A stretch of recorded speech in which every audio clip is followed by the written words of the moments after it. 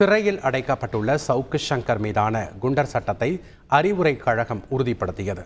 பெண் காவலர்களை இழிவாக பேசியதாக கடந்த மே மாதம் கைது செய்யப்பட்ட சவுக்கு சங்கர் தற்போது நீதிமன்ற காவலில் சிறையில் அடைக்கப்பட்டுள்ளார்.